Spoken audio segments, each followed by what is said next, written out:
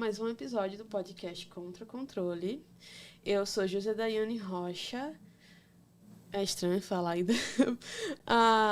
Eu sou psicóloga e estou começando um episódio hoje com um tema delicado, mas super necessário.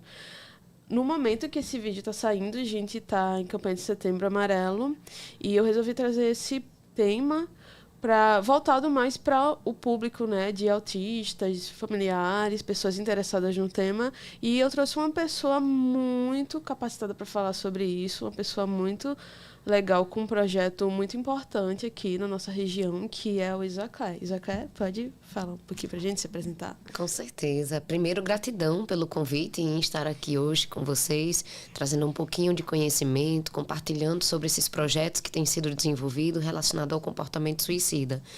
Geralmente as pessoas me chamam mais de Wilza ou Will, mas o meu nome é Wilza Claire Rosa, sou psicóloga, formada há um pouco mais de 10 anos, né? Na verdade, eu me formei em 2006 em psicologia e desde então eu venho traçando algumas pesquisas, venho desenvolvendo alguns estudos e escrevendo também sobre o comportamento suicida, sua prevenção e algumas questões que estão mais frequentes e que se relacionam. Então, nesse nosso encontro de hoje, nós vamos conversar um pouco, né, em especial, sobre a relação entre autismo e o comportamento suicida. E eu convido todos vocês que estão aqui nesse momento ouvindo, assistindo, para que vocês possam estar aqui conosco até o final desse episódio e que tragam também seus comentários e suas colocações. É sempre importante a gente estar aqui construindo juntos. Então, Elza, antes de a gente começar, né, fazer algumas perguntas mais voltadas para esse tema, você poderia falar um pouquinho para a gente sobre o seu projeto, né? Você tem uma instituição aqui, né, na região que é voltado para esse público. Fala um pouquinho para a gente como é que funciona. Sim. Na verdade, a ideia da ONG Cavida surgiu quando eu ainda era estudante de psicologia. Tive a oportunidade de fazer um estágio no Hospital Geral do Estado aqui de Alagoas. E aí lá, desde o primeiro dia de estágio, eu comecei a atender pessoas que tinham tentado suicídio. Que lá, geralmente, as pessoas que tentam suicídio primeiro passam pelo atendimento emergencial e antes de receber alta, passa pelo setor de psicologia.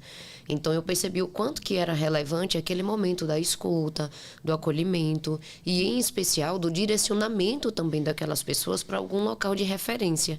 E aí, lá atrás, em 2006, eu ainda não tinha. Na verdade, eu tinha o quê? Os CAPs, que são em centros de atenção psicossocial, ou eu também tentava ver alguma unidade básica de saúde mais próxima da residência daquela pessoa para tentar direcioná-la para que ela tivesse um acompanhamento ali após aquele momento do atendimento emergencial. E aí foi quando surgiu essa ideia. Por que não ter um local que fosse especializado, que trabalhasse especificamente com essa demanda? Eu comecei a perceber que trabalhar com a prevenção do suicídio era algo mais específico. Exige uma qualificação maior dos profissionais, exige uma ação diferenciada com relação a uma série de questões. E aí foi quando surgiu a ideia de um local que fosse referência. Nessa época, depois que eu me formei, eu tentei abrir esse local através da Secretaria de Saúde, Secretaria de Assistência, enfim, tentei apoios governamentais, mas infelizmente não foi possível. Esse projeto ficou engavetado aí de 2006, 2007 até 2012, e aí foi quando uma amiga assistente social comentou que eu poderia abrir como uma ONG. Então, ao saber dessa informação, eu tentei buscar amigos, pessoas conhecidas que tivessem interesse, que também quisessem abraçar a causa. E aí foi quando a gente, em maio de 2012, inauguramos o Centro de Amor à Vida, que depois mudou a nomenclatura para Centro de Promoção à Saúde, Educação e Amor à Vida, mais conhecido como Cavida, e que nós estamos aí há 11 anos já, trabalhando de maneira voluntária. Temos a nossa sede atualmente no bairro de Cruz das Almas, aqui na cidade de Maceió, onde lá nós ofertamos atendimentos gratuitos presenciais e também atendimentos online. E, além dos atendimentos que são oferecidos lá, nós desenvolvemos algumas ações ao longo do ano todo.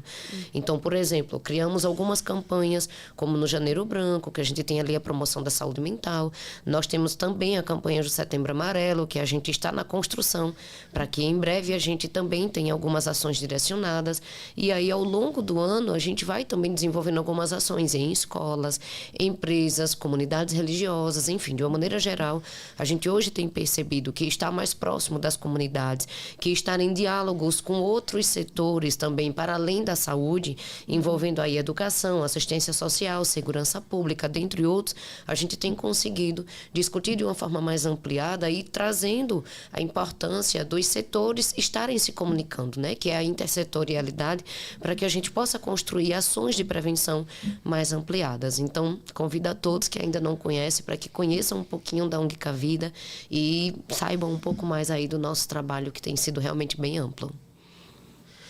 É um trabalho muito bonito, muito importante que vocês desenvolvem, sabe? E eu, quando estudante de psicologia, eu fiquei sabendo, né, da instituição. Inclusive, eu até me interessei em saber um pouco mais. E eu queria saber se vocês, por exemplo, aceitam estudantes ou profissionais como voluntários. Sim, todo o nosso serviço ele é voluntário. Todas as pessoas que contribuem com a instituição são ou estudantes ou profissionais de diversas áreas, não só da psicologia, mas que tenham interesse em contribuir. E aí, geralmente, nós abrimos 2 editais por ano, onde nós fazemos um processo seletivo, fazemos um treinamento e, em seguida, as pessoas começam a realizar ali as suas ações de forma mais prática. Então, para as pessoas que têm interesse em fazer parte também, em ser voluntárias, convido para que vocês acessem lá no nosso Instagram, é só colocar @ONGCavida, e aí lá tem todas as informações. Então, no momento, a gente não está ainda com o edital aberto, mas como abrimos 2 vezes por ano, então as pessoas que têm interesse acompanhem as nossas páginas, porque quando a gente abrir o próximo edital, você já pode se inscrever e contribuir. Tá bom. Então, entrando um pouquinho no assunto, porque eu li, algum tempo atrás, algumas pesquisas, vi algumas matérias também online falando sobre essa relação, né, do comportamento suicida entre pessoas no espectro autista, mais em especial em pessoas no espectro autista nível de suporte, que não possui DI comórbido, sabe? E a gente sabe, quem convive com pessoas do meio, que tem uma série de questões ao longo da vida dessas pessoas, sabe? Como dificuldade de acesso a políticas públicas, quando tem relação com diagnóstico tardio, sabe? Um longo período da vida, assim, sem se conhecer, sem ter uma atenção adequada, e tudo isso pode acabar, né, acarretando nessa questão. Inclusive, alguns chegam finalmente ao diagnóstico a partir de algum outro problema de saúde mental, de sofrimento mental, e aí a partir dessa questão acaba se avaliando, né, as causas por trás e acaba chegando nesse diagnóstico. Mas, assim, eu queria saber se você já teve contato durante a sua jornada em algum caso parecido, assim. Na verdade, Josi, na minha prática profissional, eu não tive tanto contato com pessoas que fossem autistas e que também tivessem um comportamento suicida. O que eu tenho percebido são mais algumas pesquisas, em especial pesquisas fora do Brasil e pesquisas grandes. Então, tem uma que foi realizada em Estocolmo, que foi uma grande pesquisa, com, se não me engano, foram 2 milhões de pessoas, 2 mil pessoas, enfim, que participaram. E aí foi feito um estudo comparativo demonstrando que pessoas que têm um TEA, elas podem ter um risco maior de apresentar depressão, de apresentar um comportamento suicida. E algo que é interessante dentro desses dados é o comparativo que é realizado com relação às taxas gerais. Porque o que acontece? Quando a gente fala do comportamento suicida na população geral, vocês vão perceber que, na maioria das vezes, os suicídios, eles estão mais no sexo masculino, as tentativas de suicídio estão mais no sexo feminino. Quando nós falamos do público específico com TEA, vocês vão perceber, a partir desses dados, desses estudos científicos, que, na verdade, não são eles os que estão nos maiores registros de óbitos, mas, na verdade, são elas. São as mulheres que apresentam um risco maior. Tem alguns estudos que apontam um número 4 vezes maior de mulheres apresentarem quadros de depressão e de risco de suicídio, inclusive também de autolesão, seja autolesão com ou sem ideação suicida. E aí a gente vai perceber que existem algumas questões que são mais específicas quando a gente fala do público com TEA. E aí uma outra questão que é fundamental também a gente frisar é que as comorbidades, como por exemplo, a presença de TDAH, A gente tem percebido que tem sido uma grande relação quando a gente percebe TDAH e esse risco maior, seja de depressão ou de risco de suicídio entre mulheres com TEA. Lembrando que nos dados epidemiológicos, quando a gente pensa na população com TEA, geralmente a gente vai ter um índice maior entre homens. Mas quando a gente pensa na questão do comportamento suicida, geralmente são elas, né? Geralmente são as mulheres, principalmente as mulheres adultas, que têm apresentado esse risco maior. E aí, ao se deparar com essas comorbidades, também como eu falei do TDAH ou da depressão, a gente percebe que, como você comentou, nem sempre isso vai ser percebido numa avaliação clínica de um profissional. Às vezes, o profissional fica ali só no foco, por exemplo, do TDAH, ou fica ali, por exemplo, no foco de algum transtorno de ansiedade ou da depressão, e não percebe que muitas vezes também a pessoa tem o quadro do TEA e também tem associado aí o risco de suicídio. Então, é importante a gente ter esse olhar mais ampliado e assim também, mesmo falando sobre esses processos patológicos, entender que ali não é só a patologia, da gente entender que nós estamos falando ali de um sujeito. A gente está falando ali de uma pessoa que apresenta algumas características, sejam elas patológicas ou não, de transtornos mentais ou não, e que ali a gente precisa ver a totalidade e não achar que aquela pessoa seja o transtorno, né? E não achar que aquela pessoa, por ter, por exemplo, TEA, isso vai ser o gerador de um risco maior de suicídio. Não necessariamente. Então, eu sempre friso a importância da gente ter esse olhar mais ampliado, de avaliar cuidadosamente, de entender que se existe essa possibilidade maior de depressão ou de um risco de suicídio na população com TEA, então isso mostra que a gente precisa ter terapêuticas mais ampliadas e de não só focar nesses aspectos que às vezes são vistos como aspectos patológicos. Porque as pessoas, elas têm múltiplas áreas da vida. Exato. Elas são múltiplas, né? Então, Isso a gente não mesmo. pode focar só numa característica daquela pessoa e deixar todo o resto de fora, né? Pois é, exato. Ver de forma mais ampla. E aí é muito comum, sabe, Josi, se deparar com profissionais, até mesmo profissionais especializados que trabalham na saúde mental, e os profissionais ainda associarem que, por exemplo, o que leva, por exemplo, ao suicídio seja uma escolha patológica. Eu ouço muito isso. As pessoas ainda estão associando muito que o que pode levar à depressão ou o que pode levar a um risco maior de suicídio seja um processo patológico. E aí é como eu sempre digo, a gente precisa se desprender dessas visões patológicas e de entender que o que pode levar ao suicídio pode ser uma série de fatores. E quando a gente associa apenas um aspecto patológico, a gente está sendo reducionista, a gente está sendo simplista, a gente está ali percebendo apenas uma única situação do contexto de vida daquele sujeito e focando como se aquilo ali fosse o único causador. Então, sempre quando a gente fala sobre comportamento suicida, lembrem-se que ele é multifatorial.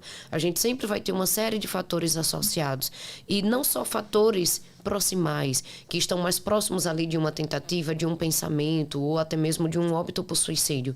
Então, se desprendam dessas visões reducionistas e entendam que ele é complexo, entendam que o comportamento suicida ele vai envolver vários fatores, sejam eles fatores mais próximos do fato ali ocorrido ou fatores mais distantes. Então, às vezes, Josi, a gente se depara com situações que ocorreram lá atrás, na infância, na adolescência, e que agora, na vida adulta, aquilo que aconteceu lá atrás está influenciando com esse contexto da vida adulta, do aqui e agora. Então, a gente também precisa investigar todo o processo histórico do sujeito. A gente precisa também avaliar quais são as condições socioeconômicas dessa pessoa. A gente também precisa ter um olhar com relação às interseccionalidades. Então, raça, etnia, orientação sexual, identidade de gênero, religiosidade, sabe? Tudo isso está entrelaçado para a gente entender de uma maneira mais ampliada o que naquele momento pode ser ali fatores de risco que pode de repente estar levando aquele sujeito a pensamentos ou a ideações mais frequentes e um risco maior de suicídio. Quando a gente escuta falar sobre esse tema, né, ainda hoje existe um tabu. Sim. É um tema delicado, algumas pessoas não gostam, outras falam, mas preferem dar significados mais simples. Fulano teve essa atitude porque ele é assim. Ele fez isso porque, assim, como você acabou de falar, né? Ele tem uma série de questões envolvidas, né? Uma questão complexa que ela não vem de uma única motivação, sabe? E é muito importante frisar isso, porque a gente não pode dar soluções simples para questões complexas. Exato. Então, vendo sobre essa questão, digamos que um profissional ou um familiar, ele tenha um familiar, um parente, que ele note que está tendo ali uma ideação, por exemplo, primeiramente, começando pelo profissional, como esse profissional, digamos que ele note isso, como é que ele deve proceder? Primeiro, a gente precisa estar atento aos sinais de risco. Quando eu falo sobre os sinais, é o que a gente pode perceber, pode observar, que de repente já está sendo um alerta. Então, nesse momento eu friso. Na maioria das vezes, a gente não vai se deparar com frases do tipo mais direta, do sujeito falar, eu vou me matar. Vocês vão perceber que na maioria das vezes as frases elas vão ser indiretas. Então a pessoa muitas vezes comenta, eu não suporto mais, eu não aguento mais viver, eu não estou nem me aguentando, eu quero sumir, não ver nada nem ninguém. Então ao se deparar com essas frases mais indiretas, a gente precisa valorizar. A gente precisa levar isso em consideração e a gente precisa conversar abertamente sobre isso. Eu entendo que as pessoas ainda têm receio. Eu entendo que muitas pessoas, até mesmo profissionais, seja da área da saúde, da educação, enfim, tem essa dificuldade por não saber manejar, conduzir, direcionar. E aí é como eu sempre digo, não tenha medo de falar diretamente sobre o tema, porque é falando abertamente que a gente vai poder identificar melhor se aquela pessoa está com pensamentos, se aquela pessoa está com algum planejamento do que fazer, como fazer, de que forma fazer. Então, quando a gente abre esses espaços de escuta, de acolhimento, vocês vão perceber que nós podemos, naquele momento, oferecer acolhimento, que nesses momentos a gente pode oferecer suporte e direcionar essas pessoas para serviços especializados. Então, em todas as regiões do país, a gente vai ter serviços especializados que trabalham especificamente ou com a população que já tem TEA, ou com a população que tem aí alguma questão de saúde mental e que ali também a gente pode estar dando esse suporte. Então, é importante que a gente tenha um mapeamento. É importante que os profissionais tenham essa lista de serviços. Então, observe na sua região, busque na sua região quais são os serviços que tem disponíveis. E aí, a partir dessa lista desses serviços, você vai estar podendo direcionar as pessoas para esses locais que também tem outros profissionais especializados no assunto que podem estar dando suporte. Então, por exemplo, na escola, esse é um espaço em que o tempo todo professores no dia a dia vão se deparar com situações como estas e às vezes não sabem como lidar. Então, é extremamente necessário que a gente, dentro das escolas, promova capacitações com nossos educadores, professores, porteiros, merendeiros, coordenadores pedagógicos de toda a equipe escolar. Então, quando a gente fala na escola, eu não falo só sobre a gestão. Eu não falo só sobre aquela psicóloga ou aquele psicólogo quando tem, na verdade, esse profissional em algumas dessas escolas. Eu estou falando da importância da gente capacitar toda a equipe da escola para que a gente saiba como lidar. Então, diante de uma situação de risco de suicídio ou diante de algumas questões que envolvem a saúde mental, o que eu posso fazer? Então, naquele momento, o que a gente precisa de informação básica é não menospreze, porque às vezes a gente quer ajudar e chega para a pessoa e diz, fulano, mas lá fora tem tantas pessoas com problemas, tem tantas pessoas que não têm isso, não têm aquilo, e não fica dizendo essas questões de não quer mais viver, de querer desistir da vida. Então, quando a gente fala isso, a gente não está ajudando, pelo contrário. A gente está menosprezando o que aquela pessoa está passando. Então, valorize o que aquela pessoa está falando para você, sabe? Dê valor, né? Você precisa validar aquela pessoa naquele momento, naquilo que ela está passando. E se você quer ajudar aquela pessoa, se disponibilize para encontrar juntos profissionais que possam ajudar, profissionais que possam direcionar. Então, seja um porteiro, seja uma merendeira, seja um professor. Se você se deparar com algum aluno que está ali demonstrando algum comportamento de risco, então busque ajuda de outros profissionais que possam direcionar essa criança, esse adolescente ou esse adulto para algum serviço que possa trazer um acolhimento maior. E você falou uma coisa bem importante, né? A questão do menosprezo. Às vezes as pessoas elas não têm noção de que certos comentários podem estar magoando em vez de ajudar. Exatamente. Como, por exemplo, voltado para o caso de mulheres. Não, como assim? Mas você é tão bonita, você é tão jovem, Exato. Você é tão inteligente. E quando aquilo ali, ele não vai aliviar aquele sofrimento da pessoa, muito pelo contrário, sabe? Isso, exato. Porque aí é como eu sempre digo, nem toda ajuda ajuda. Né? Então a gente precisa ter muito cuidado, porque não é só você estar disponível para ajudar alguém, mas é você saber como que você pode ajudar alguém de uma maneira mais assertiva. A gente percebe que falar sobre suicídio hoje em dia ainda tem tabu, ainda tem uma série de obstáculos. É um tema que ainda é rodeado por muitos preconceitos, por muitas visões distorcidas. Então a gente vai perceber que muitas vezes as pessoas constroem ideias e se apropriam dessas ideias como se fosse uma verdade absoluta. E a partir das suas ideias, ela quer que os outros também caminhem por esse mesmo percurso. E não é bem assim. Então, a gente precisa ter esse cuidado, principalmente quando a gente envolve, por exemplo, aspectos religiosos. Vocês vão perceber que muitas pessoas hoje em dia associam que quem tem pensamento de pôr fim à vida é porque está possuído, é porque está influenciado por algum mal, é porque tem algo que está querendo tomar conta desse sujeito. E aí, vejam, quando a gente associa por esse viés religioso, que é algo do inimigo, que é algo que está querendo tomar conta daquela pessoa, a gente se limita a achar que isso é algo negativo, onde, na verdade, a gente está sendo limitado. A gente está se restringindo a uma visão que eu possa ter, que seja a minha visão religiosa, a minha crença pessoal religiosa. E aí eu quero, às vezes, ajudar alguém e levo essa minha ideia e essa crença de dizer para a pessoa, ore mais, vá para a igreja, faça tal coisa. E aí, às vezes, eu acho que estou ajudando aquela pessoa fazendo isso, onde, na verdade, aquela pessoa ela pode se sentir ainda pior. Pode se sentir culpada. Né? Pois é. E aí, essa sensação de culpa, Josi, ela é muito impactante na vida de um sujeito. Porque imagine uma pessoa que já está ali num processo de questionar sobre a vida, de questionar se quer continuar vivendo ou não, de querer, sabe, entender por que ela está passando por aquilo ali. E aí, às vezes, vem pessoas querendo ajudar e, ao invés de estar ajudando, fica potencializando esse risco. Fica colocando aquela pessoa numa situação dela se sentir, sabe, julgada, dela se sentir menosprezada, dela se sentir realmente como se fosse a culpada daquilo ali está acontecendo. Então, se isso está acontecendo é porque eu não estou orando. Se isso está acontecendo é porque eu estou pecando. Se isso está acontecendo é porque eu fiz algo de errado e agora eu estou sendo punida.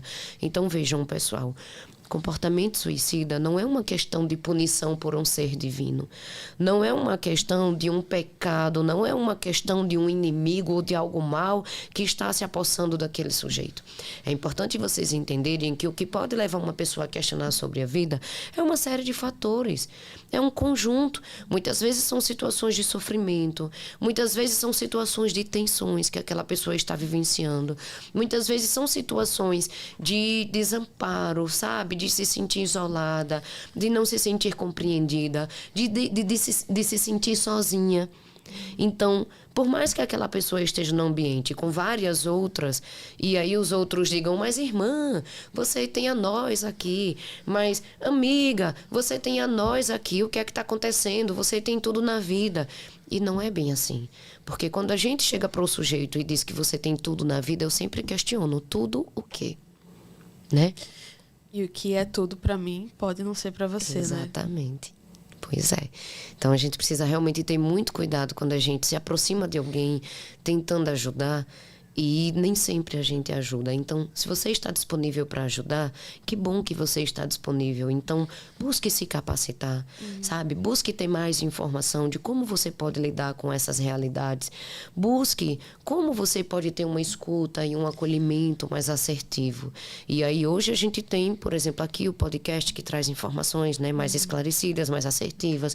A gente hoje tem aí o Google, artigos científicos, que você pode ali estar lendo esses artigos, você pode ir para o YouTube, assistir alguns vídeos que falem sobre o tema. Então, hoje a gente tem tantos recursos que podem nos ajudar a ter, sabe, esse conhecimento mais ampliado, que se a gente realmente tem um interesse e tem a disponibilidade para ajudar pessoas, então que bom que você tem essa disponibilidade, mas antes de ajudar da forma como você acha que seja o certo, busque um pouco mais, se aprofunde um pouco mais no conhecimento teórico, no conhecimento prático, se aproxime de pessoas ou de profissionais que já trabalham com essa temática, se envolvam com ações voluntárias de locais que também trabalham com essa temática, porque aí você vai estar aprendendo um pouquinho mais e sabendo como conduzir de uma maneira mais assertiva.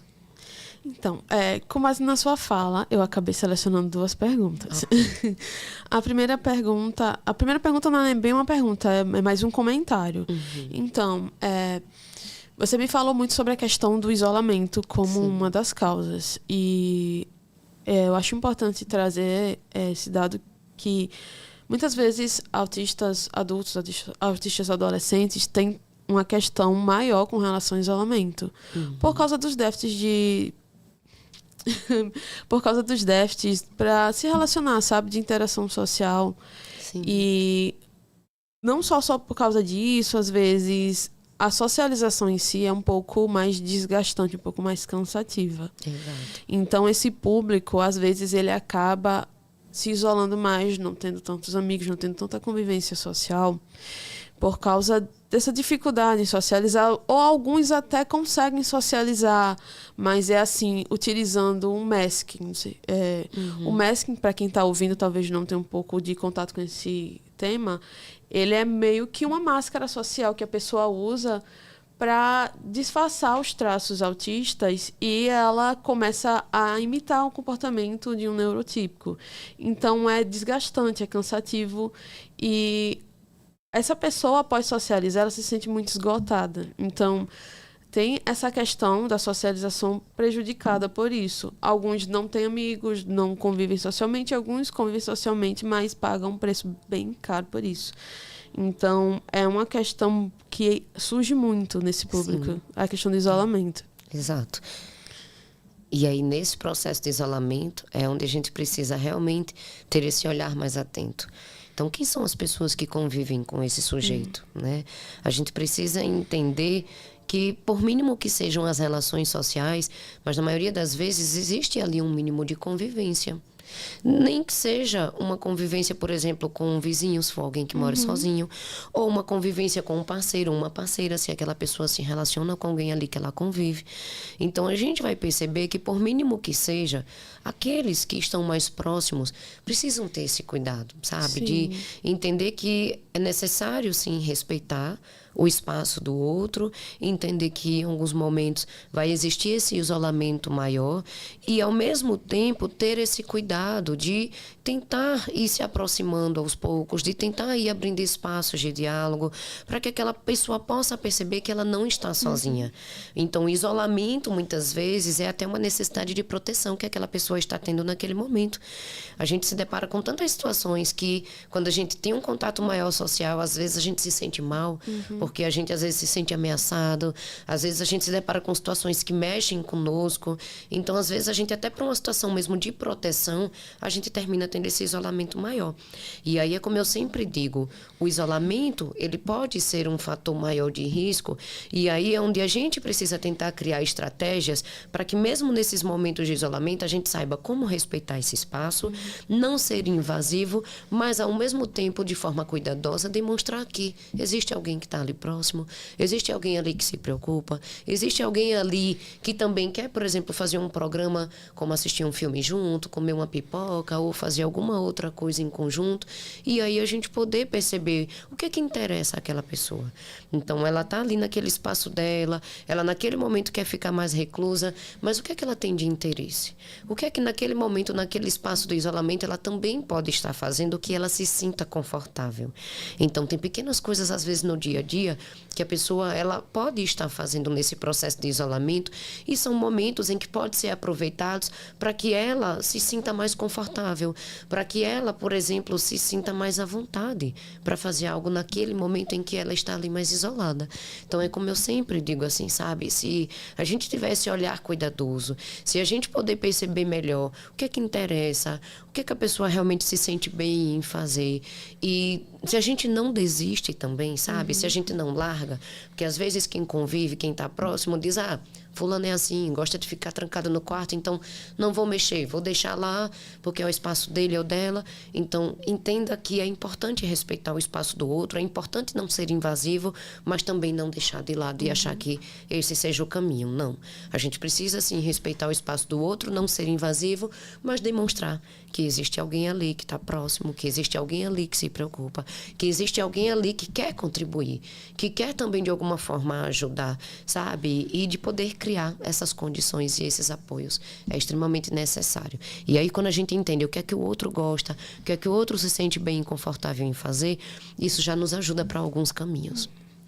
E tem surgido muitos grupos, né, de autistas adultos, até grupos de WhatsApp, de outras redes sociais, onde a pessoa ela pode entrar em contato com pessoas que têm vivência parecida, que têm gostos parecidos, né? Isso. Não significa que todo mundo que está ali no grupo tem o mesmo gosto, não significa, entendeu? Mas quem sabe, né, você pode ter contato com outras pessoas que têm algumas questões parecidas com as suas, ajude a você se sentir um pouco mais pertencente, sabe? Sim, com certeza, né? Eu acredito que, nem que seja de forma virtual, como você está trazendo como exemplo, é extremamente necessário e importante quando a gente tem outras pessoas que a gente se identifica, outras pessoas que também passam por processos semelhantes. É como se a gente se sentisse mais acolhido, sabe? É como se a gente percebesse, poxa, eu não estou sozinha, existem outras pessoas também que passam por situações parecidas com as minhas, e aí não é que os outros também passem da mesma forma, porque cada um vai ter sua vivência de uma forma diferenciada, porque nós somos únicos.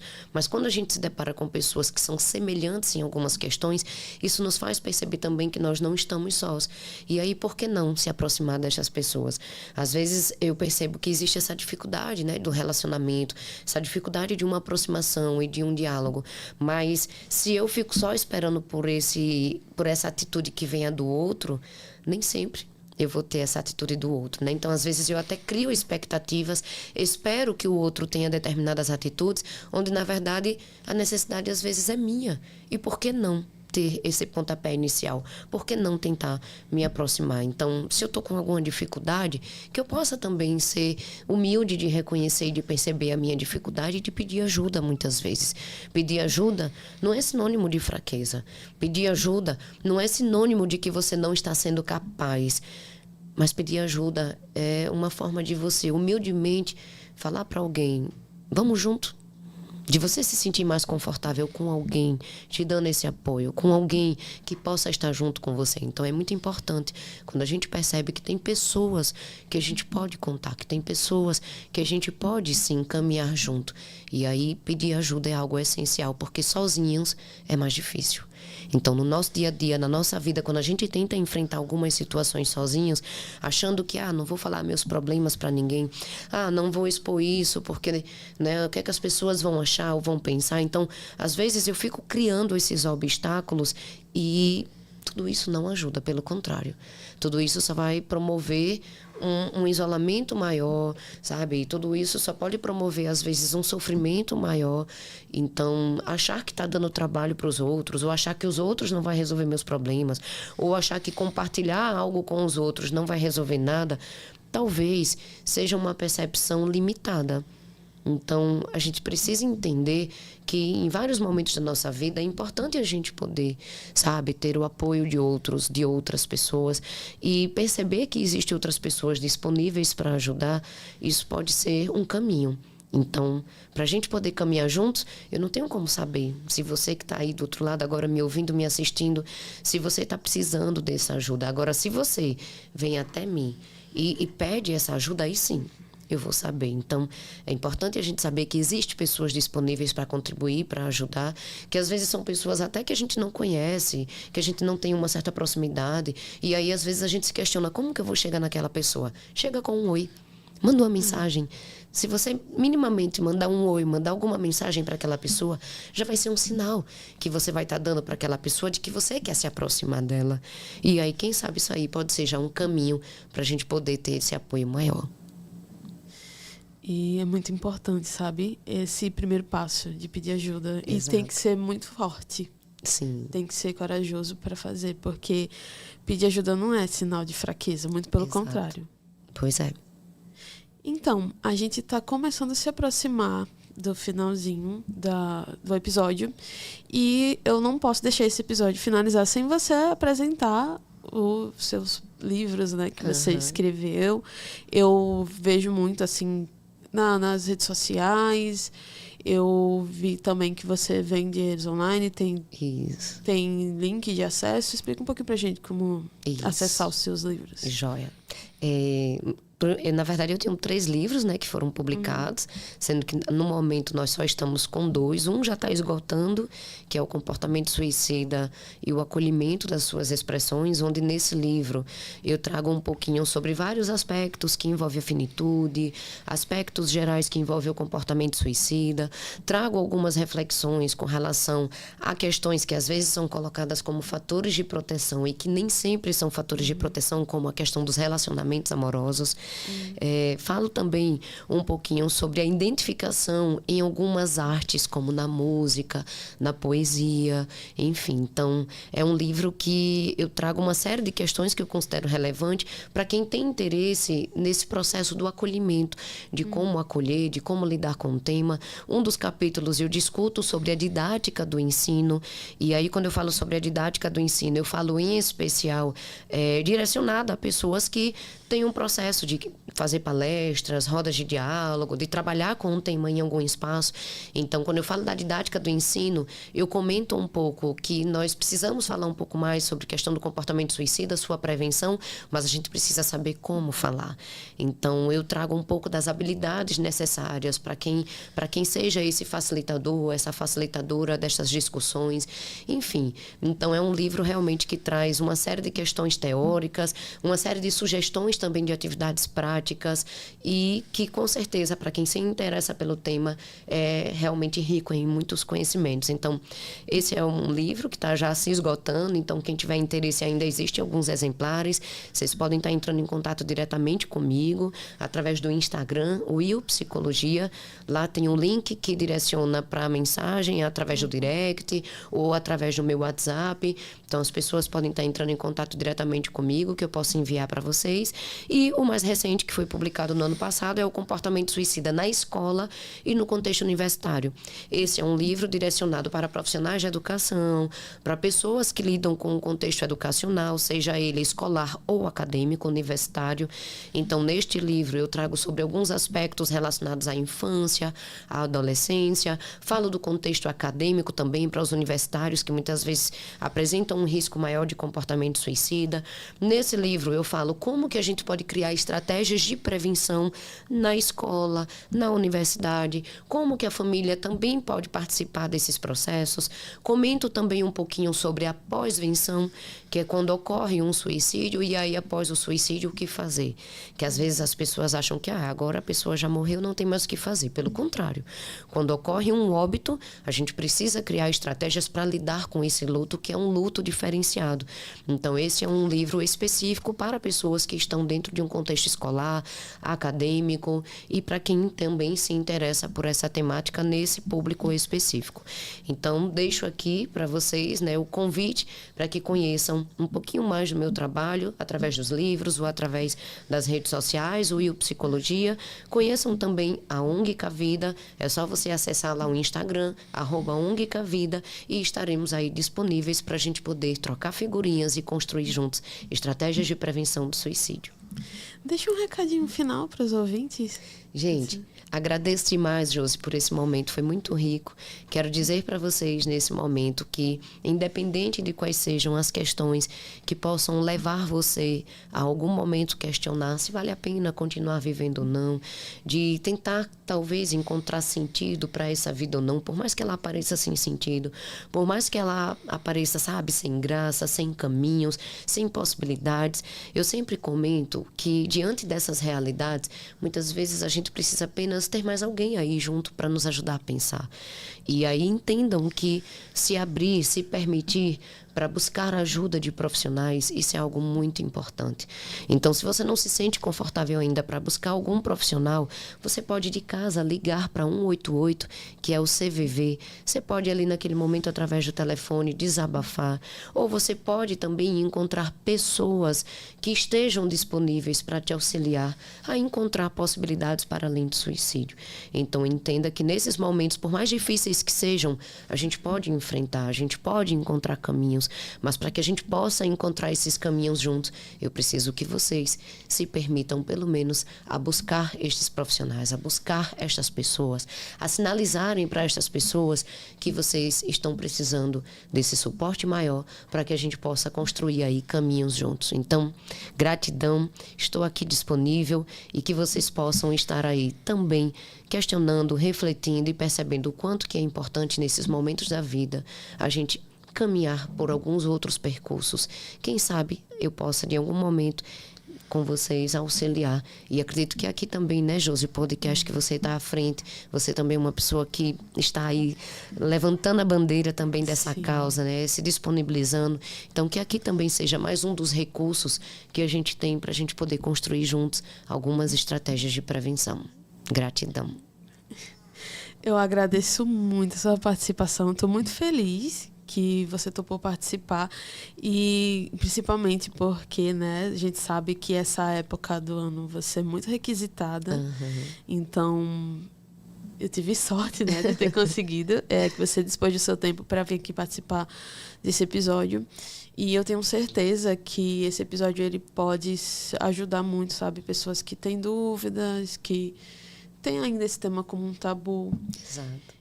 É muito importante o trabalho que você desenvolve, sabe?